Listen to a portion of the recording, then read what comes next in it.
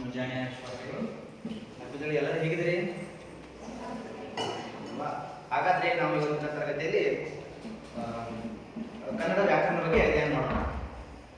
ಕನ್ನಡ ವ್ಯಾಕರಣ ಅಂದರೆ ಅದರಲ್ಲಿ ಕೆಲವೊಂದಿಷ್ಟು ಪ್ರಮುಖ ಇದು ಬರ್ತವೆ, ಸಂಧಿಗಳಿರ್ಬೋದು, ಸಮಾಸಗಳಿರ್ಬೋದು, ಇತ್ಯಾದಿ ವ್ಯಾಕರಣಗಳು ಬರ್ತವೆ. ಹಾಗಾದ್ರೆ ಇವತ್ತಿನ ತರಗತಿಯಲ್ಲಿ ನಾವು ನಾಮಪದಗಳ ಬಗ್ಗೆ ಅಧ್ಯಯನ ಮಾಡೋಣ.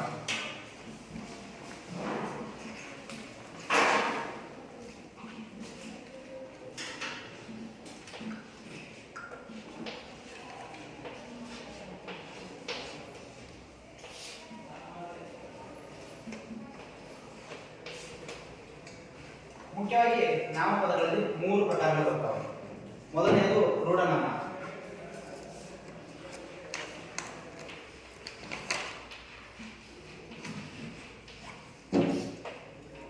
ಈ ರೂಢನಾಮ ಅಂದ್ರೆ ಯಾರು?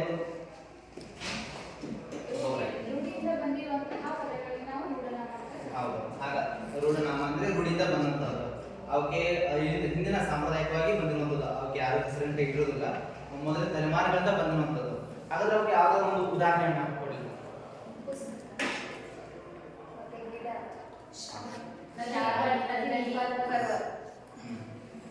ಪ್ರಮುಖವಾಗಿ ಶಾಲೆ ಇರ್ಬೋದು, ಕುಟುಂಬ ಇರ್ಬೋದು, ಹಾಗೆ ಗಿಡ ಇರ್ಬೋದು, ಮರ ಹೀಗೆ ಅಂದ್ರೆ ಅವು ಯಾರೋ ಇಟ್ಟಿರುವಂತಲ್ಲ, ಹಿಂದಿನ ಸಾಂಪ್ರದಾಯಿಕವಾಗಿ ಬಂದಿರುವಂತದ್ದು ಅವುಗಳಿಗೆ ಹೆಸರುಗಳು.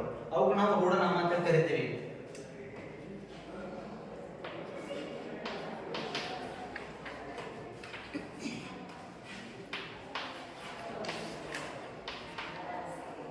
ಇವುಗಳಿಗೆ ನಾವು ರೂಢನಾಮ ಅಂತ ಕರಿತೀವಿ. ಅಂದ್ರೆ ಪರ್ವತ ಇರ್ಬೋದು, ನದಿ ಇರ್ಬೋದು, ಹಳ್ಳ ಕೊಳ್ಳ, ಬಾವಿ ಮುಂತಾದವುಗಳು ಇವುಗಳಿಗೆ ಇದೇ ರೀತಿ ಹಿಂಗೆ ಬಂದಿದ್ದು ಅಂತೇಳಿ ಇವ್ರಿಗೆ ಯಾವುದೇ ಮೂಲಗಳಿರುವುದಿಲ್ಲ. ಹಾಗಾಗಿ ಇನ್ನು ಮುಂದೆ ನಾನೊಂದು ಉದಾಹರಣೆ ಕೊಡ್ತೇನೆ. ಅದು ಯಾವ ನಾಮಪದ ಅಂತ ಹೇಳಬೇಕು.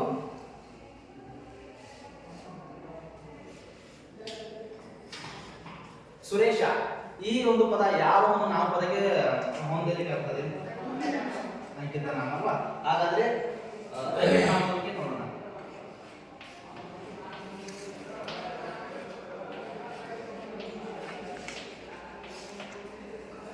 ಅಂಕಿತ ನಾಮ ಅಂದ್ರೆ ಏನು? ಯಾರ್ಯಾರು ಗೊತ್ತಾ? ಹೌದು. ಈಗ ನಾವು ಒಂದು ಗುರುತಿಗಾಗಿ ವ್ಯಕ್ತಿ ಇರ್ಬೋದು, ಒಂದು ವಸ್ತು ಇರ್ಬೋದು, ಒಂದು ವಸ್ತುವಿನ ಗುರುತಿಗಾಗಿರ್ಬೋದು, ವ್ಯಕ್ತಿಯ ಅವನ ಪ್ರತ್ಯೇಕವಾಗಿ ಗುರುತಿಸೋದಾಗಿ ನಾವು ಒಂದು ನಮ್ಮದೇ ಅಂತ ಒಂದು ಹೆಸರನ್ನ ಇಟ್ಕೊಂಡಿರ್ತೀವಿ. ಈಗ ಉದಾಹರಣೆಗೆ ಒಬ್ಬ ವ್ಯಕ್ತಿ ಹೆಸರು ಇರ್ಬೋದು, ಒಂದು ವಸ್ತುವಿನ ಹೆಸರು ಇರ್ಬೋದು. ವ್ಯಕ್ತಿ ಹೆಸರು ಅಂದ್ರೆ ಈಗ ಉದಾಹರಣೆಗೆ ಹುಡುಗನ ಹೆಸರು ಸುರೇಶ ಇರ್ಬೋದು, ಅನಿಲ ಇರ್ಬೋದು, ಸಂತೋಷ. ಈ ತರವಾಗಿ ನಾವು ಅವರನ್ನೇ ಈಗ ಅಂತಂದ್ರೆ ಅವ್ರ ಹೆಸರನ್ನು ಓದಿದಾಗ ಮಾತ್ರ ಅವ್ರು ನಮಗೆ ಇದನ್ನು ಕೊಡ್ತಾರೆ, ಅವರು ನಮ್ಗೆ ರೆಸ್ಪಾನ್ಸ್ ಮಾಡ್ತಾರಲ್ಲ. ಹಾಗೆ ಅವ್ರಿಗೆ ನಾವು ಹೆಸರು ಇಡ್ಬೋದು. ಈಗ ಒಂದು ವಸ್ತು, ಈಗ ಇದೇ ವಸ್ತು ಅಂತ ಹೇಳಿ ಒಂದು ಚಾಕ್ಲೇಟ್ ಇರ್ಬೋದು, ಇದು ಕಷ್ಟ. ಈ ವಸ್ತು ಅಂದ್ರೆ ನಾವು ಇದನ್ನ ಅಂತೇಳಿ ನಾವು ಕನ್ಸಿಡರ್ ಮಾಡ್ತೀವಿ. ಈಗ ಚಾಕ್ಲೇಟ್ಸ್ ಅಂದ್ರೆ ಇದ. ಹಾಗಾಗಿ ನಾವು ಇವನ್ನ ಅಂಕಿತ, ನಾವು ಬೇಕಾಗಿ ನಾವು ಅನುಕೂಲಕ್ಕಾಗಿ ನಾವು ಇವನ್ನ ಹೆಸರನ್ನ ಇಟ್ಕೊಂಡಿರ್ತೀವಿ. ಅವುಗಳಿಗೆ ನಾವು ಅಂಕಿತ ನಾಮ ಅಂತ ಕರಿತೀವಿ. ಉದಾಹರಣೆಗೆ ಸುರೇಶ ಇರ್ಬೋದು, ಅನಿಲ, ಹೀಗೆ ಹೆಸರುಗಳನ್ನ ನಾವು ಕರಿತೀವಿ. ಹೌದಲ್ವಾ? ಇವು ನಮ್ಮ ಒಂದು ನಮ್ಗೆ ಬೇಕಾಗಿರುವಂಥದ್ದು. ನಮ್ಮ ಹೆಸರುಗಳನ್ನು ಗುರುತಿಸೋದಾಗಿ ನಾವು ಒಬ್ಬ ವ್ಯಕ್ತಿ ಇರ್ಬೋದು, ಹೀಗಾಗಿ ಕರೆಯುತ್ತಲ್ವಾ? ಹಾಗಾದ್ರೆ ಇನ್ನ ಪ್ರಮುಖವಾಗಿ ಇನ್ನೊಂದು ಬರ್ತದೆ. ಅದು ಯಾವ್ದಂದ್ರೆ ಅನ್ವರ್ಥ ನಾಮ. ಈಗ ಉದಾಹರಣೆಗೆ ಕುರುಡ. ಕುರುಡ ಇದು ಯಾವುದು? ಕುರುಡ ಹೌದಲ್ವಾ? ಇದು ಅನ್ವರ್ಥ ನಾಮ. ಅನ್ವರ್ಥ ನಾಮ ಅಂತ ಒಂದು ಇದನ್ನ ಕೊಡಿ. ಅನ್ವರ್ಥ ನಾಮಪದ ಅಂದ್ರೆ ಏನು? ಯಾರ್ಯಾರು ಗೊತ್ತಾ?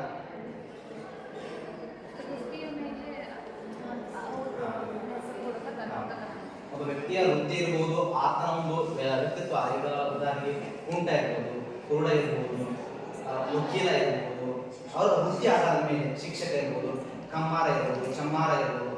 ಹೀಗೆ ಅವರ ಒಂದು ವ್ಯಕ್ತಿತ್ವದ ಆದ ಮೇಲೆ ಮತ್ತು ಅವರ ಈಗ ಕುಂಟತನ ಸ್ವಲ್ಪ ಕಾರಣ ಕುಂಟ ಇದ್ರೆ ಅವನಿಗೆ ಕುಂಟ ಅಂತ ಹೆಸರು ಇಟ್ಬಿಡ್ತೀವಿ ನಾವು. ಹಾಗೆ ಸ್ವಲ್ಪ ಕಣ್ಣಿಂದ ನೋಡೋದು ದೃಷ್ಟಿಯಿಂದ ಅಂದ್ರೆ ಕುರುಡ ಅಂತ ಹೇಳ್ಬಿಡ್ತೀವಿ. ಈಗ ಕಿವಿ ಸ್ವಲ್ಪ ನಾವು ಒದರಿದಾಗ ಅವನು ಸರಿಯಾಗಿ ಕೇಳಿಸಿಲ್ಲ ಅಂದ್ರೆ ನಾವೇನು ಹೆಸರು ಇಟ್ಬಿಟ್ಟು ಕಿವುಡ. ಹೌದಲ್ವಾ? ಇವುಗಳಿಗೆಲ್ಲ ನಾವು ಅನ್ವರ್ಥ. ಯಾಕಂದ್ರೆ ನಾವು ಅವರ ಒಂದು ಸ್ವಭಾವದ ಆದ್ಮೇಲೆ ಇಟ್ಕೊಂಡಿರ್ತೀವಿ, ನಮ್ಗೆ ಗೊತ್ತಾಗಿರ್ತೇವೆ. ಇವಕ್ಕೆ ಯಾರೇ ಇಟ್ಟಿರುವಂಥ ಹೆಸರಲ್ಲ ಇವಲ್ಲ, ನಮ್ಗೆ ನಾವು ಆಡು ಭಾಷೆಯಲ್ಲಿ ಕರೆಯುವಂಥ ಹೆಸರುಗಳು ಇವಾಗ. ಅದಕ್ಕಾಗಿ ನಾವು ಅನ್ವರ್ಥ ನಾಮಪದ.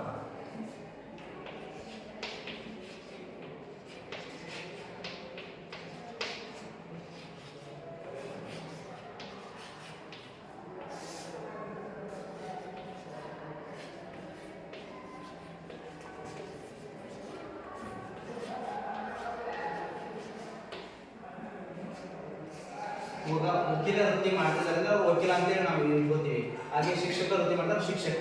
ಈಗ ಯಾರಾದರೂ ಡಾಕ್ಟರ್ ಹುದ್ದೆ ಮಾಡ್ತಾರೆ ಅವ್ರು ಡಾಕ್ಟರ್. ಈ ತರ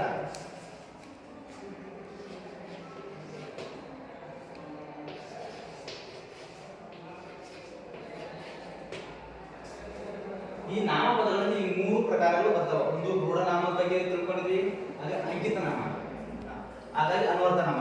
ಇಷ್ಟು ಈ ಕನ್ನಡ ವ್ಯಾಕರಣದಲ್ಲಿ ನಾಮಪದಗಳ ಬಗ್ಗೆ ನಾವು ತಿಳಿದುಕೊಂಡಿದ್ದೀವಿ.